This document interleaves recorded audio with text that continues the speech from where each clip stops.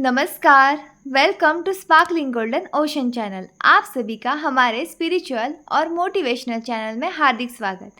आज हम जान रहे हैं विजया एकादशी व्रत कथा के बारे में। तो चलिए हम कथा के लिए शुरुआत करते हैं।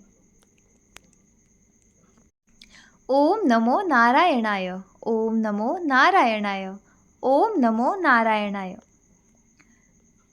फाल्गुन कृष्ण एकादशी। आगे धर्मराज युधिष्ठिर बोले, हे जनार्दन, फाल्गुन मास के कृष्ण पक्ष की एकादशी का क्या नाम है तथा उसकी विधि क्या है? कृपा करके आप मुझे बताइए।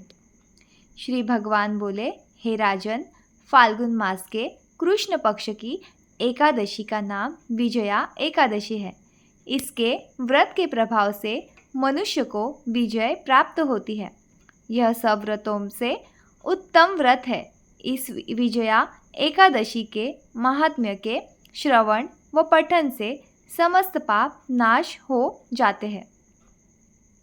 एक समय देवर्षि नारद जी ने जगत पिता ब्रह्मा जी से कहा, महाराज, आप मुझसे फाल्गुन मास के कृष्ण पक्ष की एकादशी विधान कहिए। ब्रह्मा जी कहने लगे कि हे नारद, विजया एकादशी का व्रत पुराने तथा नए पापों को नाश करने वाला है। इस विजया एकादशी की विधि मैंने आज तक किसी से भी नहीं कही। यह समस्त मनुष्यों को विजय प्रदान करती है। त्रेता युग में मर्यादा पुरुषोत्तम श्री रामचंद्र जी को जब 14 वर्ष का वनवास हो गया, तब वे श्री लक्ष्मण तथा सीता माता जी सहित पंचवटी में निवास करने लगे। वहाँ पर दुष्ट रावण ने जब सीता माता का हरण किया, तब इस समाचार से श्री रामचंद्र जी तथा लक्ष्मण अत्यंत व्याकुल हुए और सीता माता जी की खोज में चल दिए। घूमते घूमते जब वे मरणासन्न जटायु के पास पहुँचे, तो जटायु उन्हें सीता जी का वृत्तांत सुनाकर स्वर्गलोक चला गया। कुछ आगे जाकर उनकी सुग्रीव से मित्रता हुई और बाली का वध किया। हनुमान जी ने लंका में जाकर सीता जी का पता लगाया और उनसे श्री रामचंद्र जी और सुग्रीव की मित्रता का वर्णन किया। वहाँ से लौटकर हनुमान जी ने भगवान राम के पास आकर सब समाचार कहे। श्री रामचंद्र जी ने वानर सेना सहित सुग्रीव की संपत्ति से लंका को प्रस्थान किया। जब श्री रामचंद्र जी समुद्र के किनारे पहुँचे, तब उन्होंने मगरमच्छ आदि से युक्त उस अगाध समुद्र को देखकर लक्ष्मण जी से कहा कि इस समुद्र को हम किस प्रकार से पार करेंगे। श्री लक्ष्मण जी ने कहा, हे पुराण पुरुषोत्तम, आप आदि पुरुष हैं, सब कुछ जानते हैं। यहाँ से आधा योजना दूर पर कुमारी द्वीप में वकदालभ्य नाम के मुनि रहते हैं। उन्होंने अनेक ब्रह्मा देखे हैं। आप उनके पास जाकर इसका उपाय पूछिए। लक्ष्मण जी के इस प्रकार के वचन सुनकर श्री राम जी वकदालभ्य ऋषि के पास आए और उनको प्रणाम करके बैठ गए। मुनि ने भी उनको मनुष्य रूप धारण किए हुए पुराण पुरुषोत्तम समझकर उनसे पूछा कि हे राम, आपका आना कैसे हुआ? रामचंद्र जी ने कहने लगे कि हे ऋषि, मैं अपनी सेना सहित यहाँ आया हूँ और राक्षसों को जीतने के लिए लंका जा रहा हूँ। आप कृपा करके समुद्र पार करने का कोई उपाय बतलाइए। मैं इसी कारण आपके पास आया हूँ।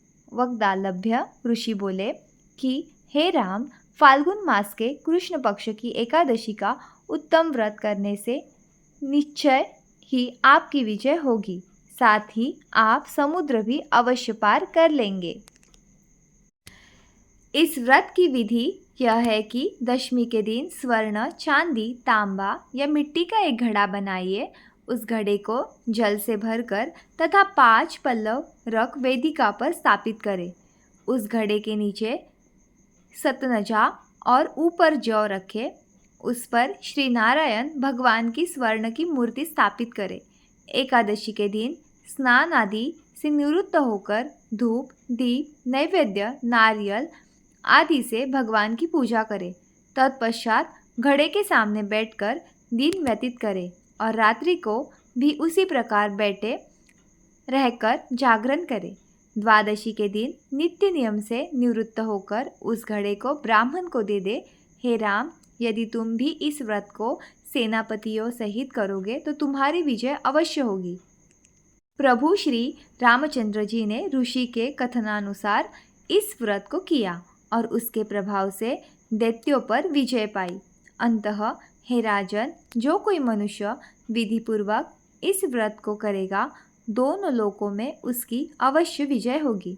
श्री ब्रह्मा जी ने नारद जी से कहा था कि हे पुत्र, जो कोई इस व्रत के महात्म्य की कथा को पढ़ता है या सुनता है तो उसको वाजपेय यज्ञ का फल प्राप्त होता है।